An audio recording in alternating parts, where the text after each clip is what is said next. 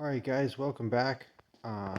Getting ready to go on a pretty big ice fishing trip here up in the mountains, and it is I think it's going to be somewhere over 200 miles, and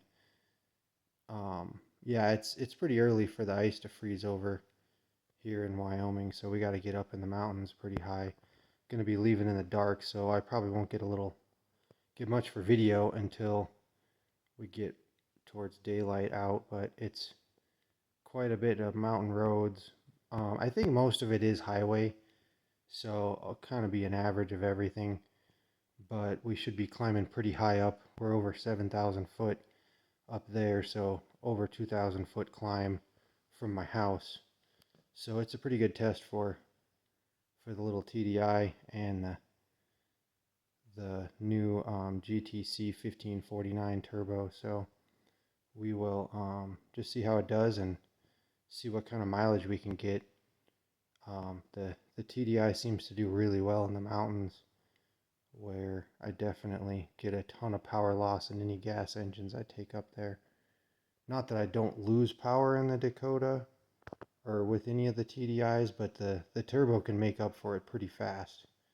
There's just a little more boost lag is about the only difference I notice when I get up higher elevation. So anyway, hopefully you guys enjoy the trip and catch some fish and have some fun.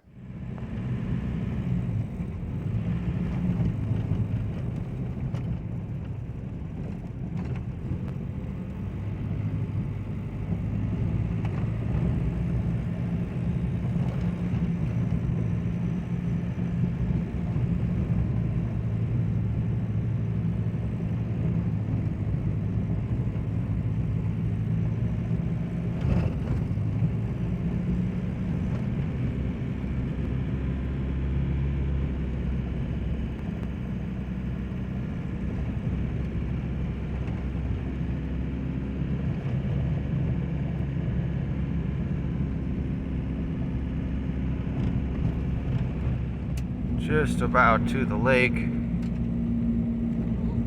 This is like what the terrain looks like as we get close. Road's a little nicer here, so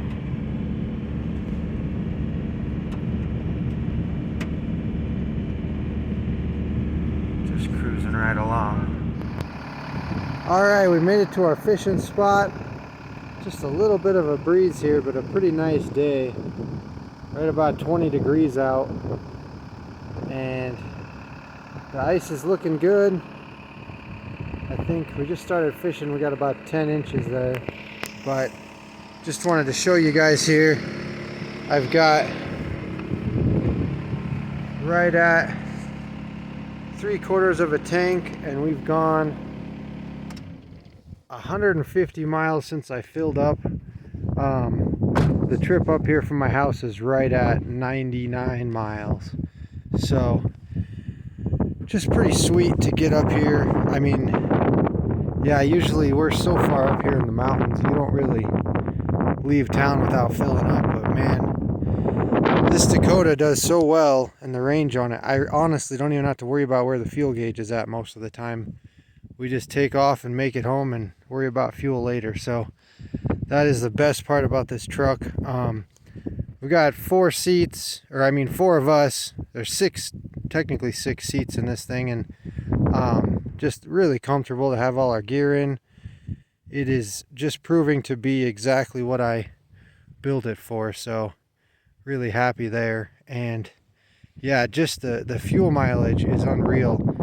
We're probably just over 7,000 feet here, and just pretty crazy how much just power it robs getting up this high elevation, and then in and out of those hills and everything. Slow speeds. Most of the time the torque converter can't even lock up, so just worse conditions for fuel mileage. And any gas engine I've taken up here in the mountains just seems like it eats fuel, just having to step on it and everything. And these TDIs are just unbelievable. It's like I gain fuel mileage coming up in the mountains with it. So it's pretty awesome. And anyway, we're just getting started fishing here. see what we can catch for the day, and enjoy our drive back. As you can see, it's pretty beautiful up here.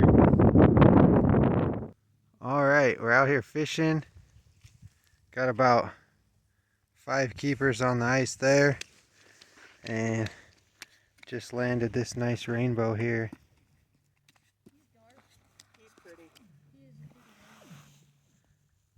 So, definitely a successful day.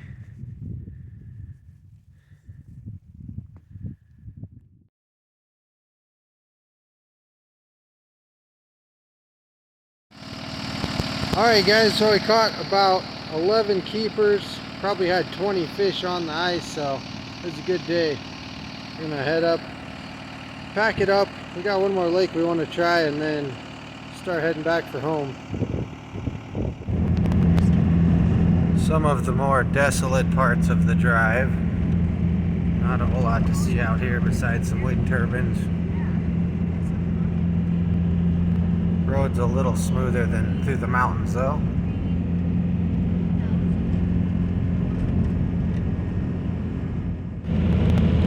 Alright, just finished the last stretch of high elevation here, and just getting ready to drop down through a canyon here to get back home. And I think it shows you the elevation here right around the corner. Yeah, Morton Pass, just under 7,200 foot elevation. So this is about the highest point we'll be at, and from there we'll drop back down to 5,000. But it's a pretty good climb anywhere we go around here, so definitely some extreme tests. There's quite a bit of crosswind here for the Dakota to have to battle, but it does it all right. Alright guys, just got back to the house and just wanted to give you an update on fuel mileage and stuff. I actually had a little bit of an issue. Just one of the last big hills coming up to my house, I pushed it pretty hard, and it acted like it ran out of fuel and died on me on the side of the road.